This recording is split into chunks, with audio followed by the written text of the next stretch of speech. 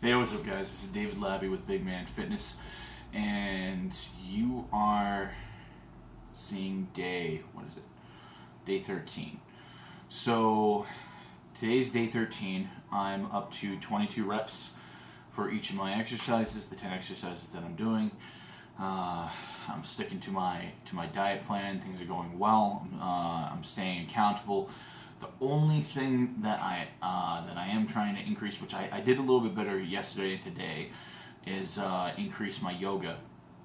And people are like, "Oh my God, what are you talking about, yoga?" And there's a reason why I want to integrate yoga into my plan, is for overall health.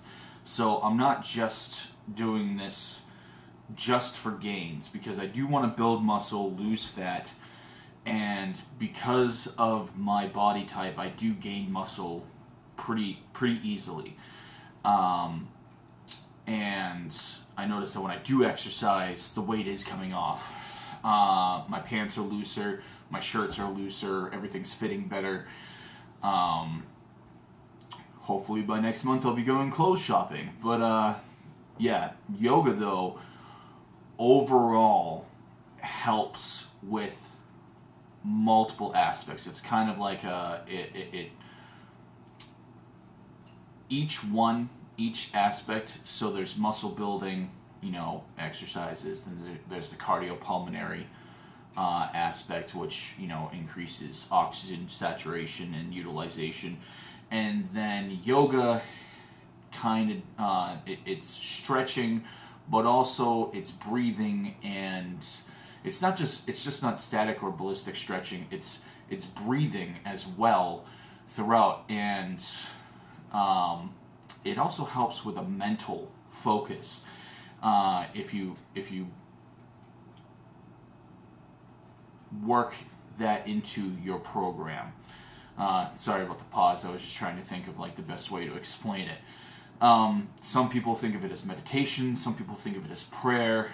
I meditate on that. My prayer is separate. I'm not gonna start debating religion or anything on this channel. I think that they're very similar though in some regards. But for me, this is a mental focus and kind of realigning me with my goals, and also just focusing on my breathing and feeling my body, feeling the stretches in my body, but also working through the stretch and really getting as much benefit to the muscles as well as the joints. Because when you are doing those stretches and you're breathing, you're feeding oxygen to the body, but also you're allowing blood. So there are two aspects to it: the anabolic and anaerobic, as well as the aerobic aspect. I apologize for the but it at sometimes cuts blood flow off to a certain area for a limited time, and then you're kind of stretching it out, allowing a space for the blood to flow, and then when you release the stretch, blood flows in with oxygen, and it kind of jump starts some things. This is a really oversimplified aspect to it, and I think I should probably do a separate video on the benefits of it, as well as the benefits of it to weight training. When you are stretching not just your muscles but also your joints, it severely cuts back the potential of having injury. Severely cuts back potential of injury, and that's huge to me. If you've ever been injured, if you've ever done any type of sport or anything like that, or if you've ever done any, even if you haven't, stay away from being injured. This makes you a lot more, it makes your body more supple, more malleable, and it also improves your weightlifting, believe it or not. And there are many, many studies right now that are coming out showing the improvement of it. And I'm not just talking about, just athleticism, but as well as strength training and bodybuilding. Strength training is just trying to build as much strength as possible, lifting one movement from one set point to another, such as the deadlift, up and down, squat, up and down. But if you have ever had, if you've ever been carrying that much weight, if you've ever had a large load on your back, you know that any deviation whatsoever can cause huge kinks. It can destroy you. It could just be something as simple as, a slight adjustment of the hips, and suddenly you feel this burning sensation, and you know that something went wrong. I had that happen with me on a very heavy leg press. I went hard, and I wanted to see what my 1 rep max would be, and suddenly, some things shifted, and then I had a bulging disc. Didn't even know it until I sat down at another machine, and I went to go put my back up against the seat, and I felt like somebody put a knuckle into my spine, into the lumbar of my spine, and I knew I had a problem immediately. That's and that's the truth of it. My uncle, he was weightlifting for a while, and he didn't go to try and get huge or anything like that, but he was weightlifting for a while, and he didn't really work on his flexibility. He walked off of a truck bed, just normal, you jump down, and this one, it wasn't even that hard. He just felt something happen to his knee. Jumped down, suddenly out of nowhere, he's huge pain in his knee, couldn't walk. Tore the cartilage in his knee. And he strained some ligaments. He tore some ligaments, busted up some cartilage, just by jumping down off of a truck bed. Tim Ferriss goes into this in detail because he talks to Charles Poliquin and a few other, major Olympic gymnasts and stuff. Really talks in depth about it. Fantastic. If you haven't checked it out, check out the Tim Ferriss podcast. I highly recommend it. It goes over business. It goes over health. And that's what I'm trying to do here is really work on this area of my life on this channel, is my health. And I want to try and hack it as much as I can. I want the best results with the minimal amount of time. Now, granted, that means sacrifices. That's what I'm going through right now. I've had to go to family dinners, and everybody's eating our favorite foods, and I'm sitting there with a cup of bone broth, and everybody's looking at me like I have 3 heads. You go through the scrutiny. People tell you that that's super unhealthy. Well, to me, what's super unhealthy? Eating tons of sugar every day. Getting diabetes. Going through liver failure. Going through kidney failure. Getting cancer. That's super unhealthy to me. Having a heart attack.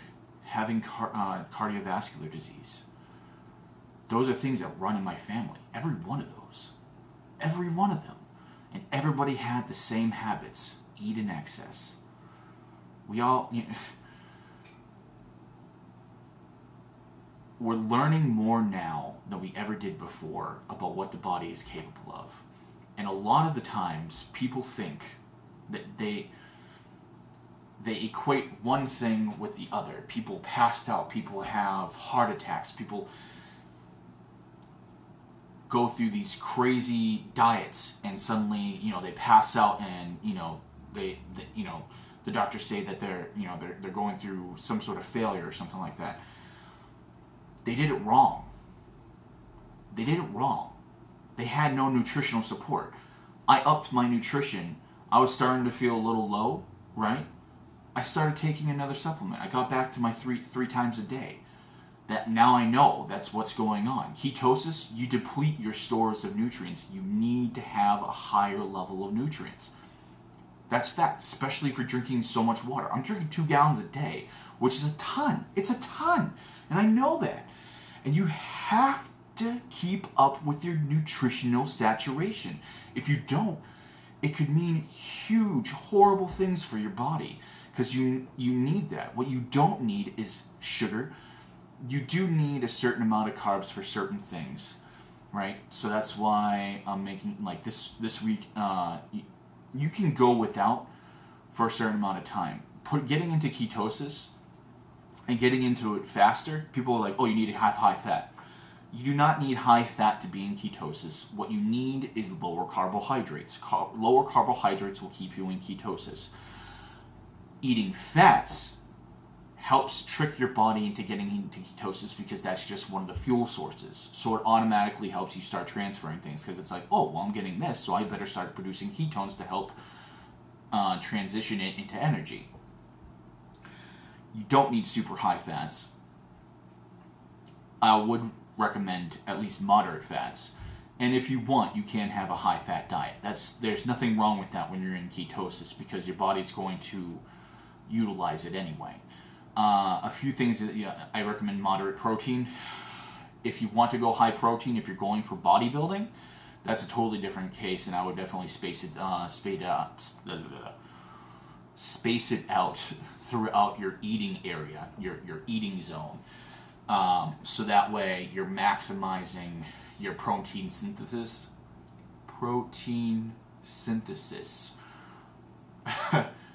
I'll get there, guys. I swear to you, I will.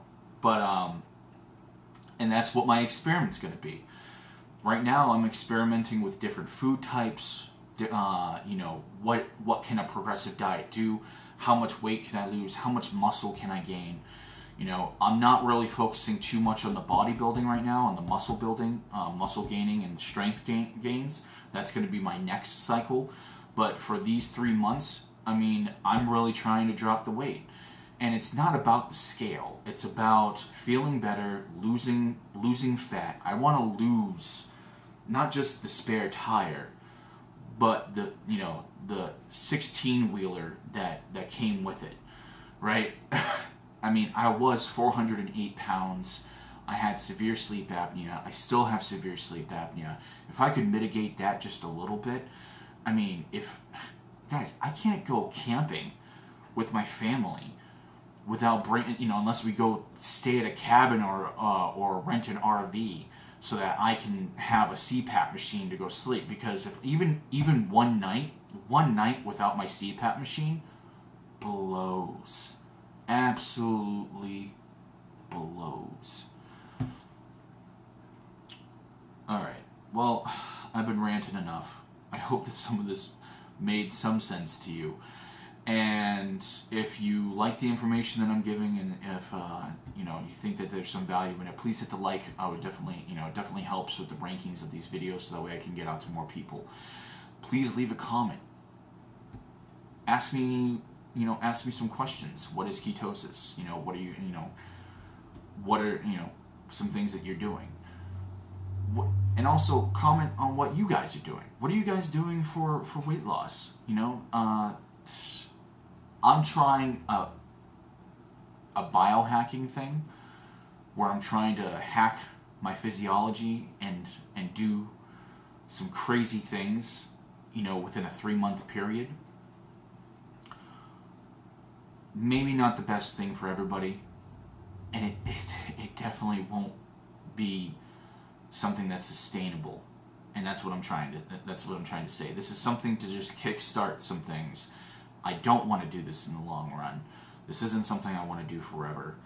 What I want to do is get to a maintainable state and be able to progress into that. But I'm trying to do it as healthily as possible, and also maintain my goals. So every 3 months, I'm going to be creating new goals, and that's what I'm working on right now. Is whatever my next 3-month goals, and that's going to be some bodybuilding. So, also, if you want to continue following my journey, hit subscribe. I create new videos every day, and I upload them every day. I'm trying to get better at being consistent with uploading for the times, but you definitely will be getting a new video every day. So, thank you so much, guys. For those of you who are following and those of you who are commenting, thank you so much. I really appreciate it. And remember, guys, be informed, stay motivated, and live big. Rah!